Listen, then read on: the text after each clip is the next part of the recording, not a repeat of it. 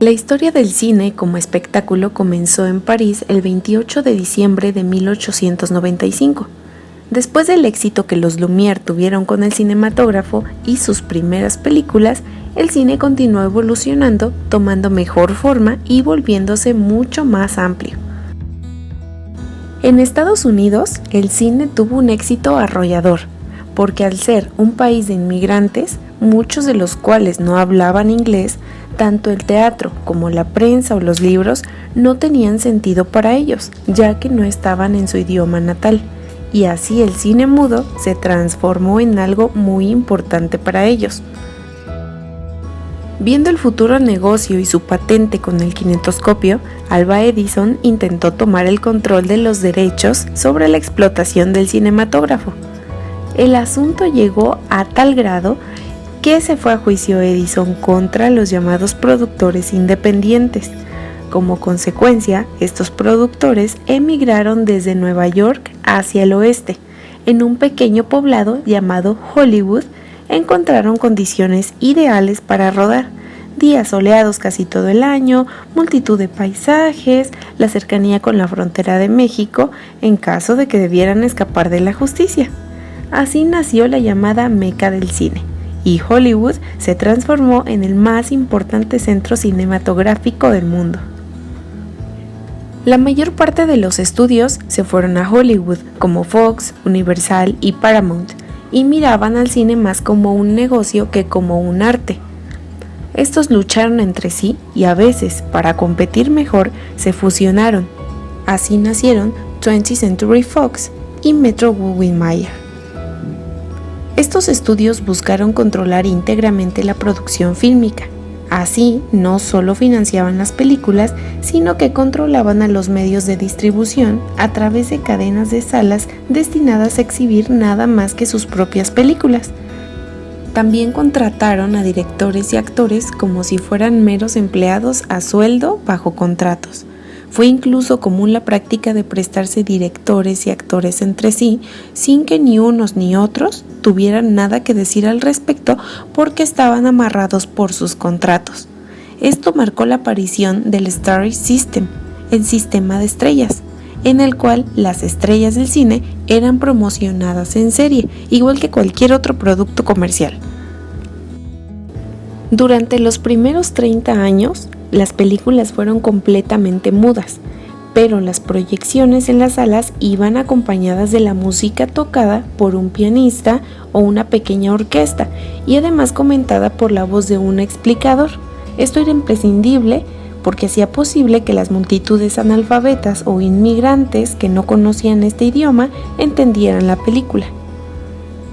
Antes de la existencia del cine sonoro, los cineastas y proyectistas se habían preocupado de crearlo, pues el cine nace con esa voluntad. Raras veces se exhibía la película en silencio. Por ejemplo, los hermanos Lumière en 1897 contrataron un cuarteto de saxofones para que acompañara la proyección de la película en su local de París. Hacia 1926, el cine mudo había alcanzado un gran nivel de desarrollo en cuanto a estética de la imagen y movimiento de la cámara. Había una gran producción cinematográfica en Hollywood y el público se contentaba con las películas producidas. No se exigía que los personajes comenzaran a hablar, ya que la música aportaba el dramatismo necesario. Para 1927, los estudios Warner Bros. Se encontraban en una situación financiera algo delicada y apostaron por integrar el nuevo sistema de sonido Vitaphone, sistema en el cual la banda sonora estaba presente en discos sincronizados con la proyección. La aparición del cine sonoro introdujo grandes cambios en la técnica y expresión cinematográfica. Por ejemplo, la cámara perdió movilidad y la imagen perdió su estética frente a la mayor importancia de tener un diálogo. Los actores también se vieron implicados en este cambio técnico. Algunas grandes estrellas fílmicas de Hollywood vieron caer sus carreras ante su mala dicción, su pésima voz o su excesiva mímica. Debido a esto, surgieron nuevos actores en su reemplazo. Dos películas que retratan esta transición del cine mudo al sonoro y que te recomiendo veas son el famoso musical Cantando bajo la lluvia de 1952 y también la película El artista. Esta última tiene un estilo de una película muda en blanco y negro. Fue hasta 1901 cuando se creó la primera película en color de la historia. La manera en que la realizaron fue rodar las escenas en blanco y negro para después añadir filtros verdes, rojos y azules. Ya en 1916 llegó el Technicolor. Incluía los colores verde, rojo y azul. Su uso exigía una triple impresión fotográfica, incorporación de filtros cromáticos y unas cámaras de enormes dimensiones. La primera pieza audiovisual que se realizó completamente con esta técnica fue el corto de Walt Disney, Flowers and Trees. Posteriormente, el Technicolor se extendió sobre todo en el ámbito musical como en El Mago de Oz o Cantando bajo la lluvia, en películas de la época como Robin de los Bosques o en la animación con Blancanieves y los 7 enanitos. Para la Segunda Guerra Mundial, Hollywood estaba bien posicionado, ya que muchos estudios pudieron prestar activos servicios creando filmes más o menos propagandísticos de apoyo a los aliados y en contra del eje. Pero una vez terminada la conflagración, Hollywood experimentó algunos problemas. Primero, hubo juicios contra los estudios por el monopolio que ejercían. Al mismo tiempo, los artistas cada vez más célebres empezaron a rebelarse contra las imposiciones de los estudios. Con esto, el control que los estudios ejercían sobre actores y directores se quebró completamente. Para colmo, Hollywood debió afrontar la popularización de la televisión. Las series de televisión barrieron con las series de matiné y los noticiarios televisivos reemplazaron a los cinematográficos. En un tiempo se pensó que la televisión acabaría con el cine. Hollywood respondió reforzando los aspectos en los cuales la televisión no podía competir, concretamente la espectacularidad. Así el género épico experimentó un nuevo auge.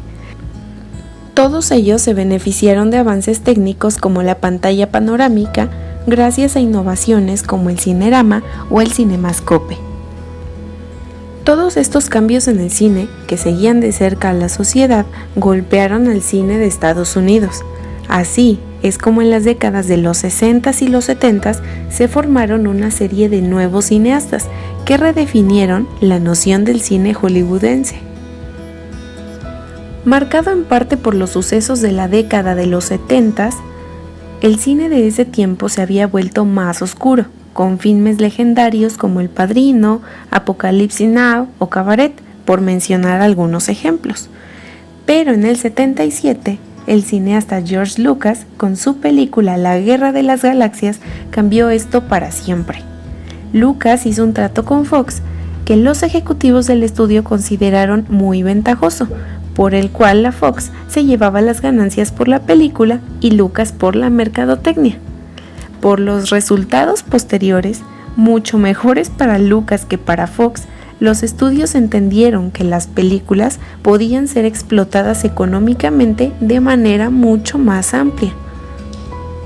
Así fue como surgió el concepto moderno de blockbuster, una película que se vende como estreno de la temporada, que supone un gran golpe de taquilla y que será el vehículo principal para la venta de una extensa mercadotecnia, a través de la concesión de una franquicia sobre la película y sus personajes a jugueterías que venderán figuras con el personaje, cadenas de comida rápida que harán promociones, etc.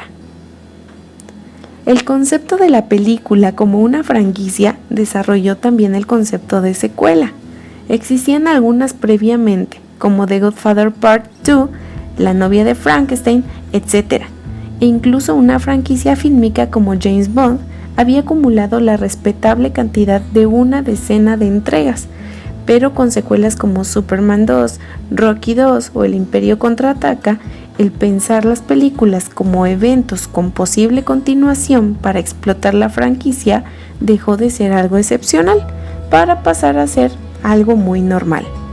Por otro lado, el cine se hizo más liviano, perdiendo la profundidad temática.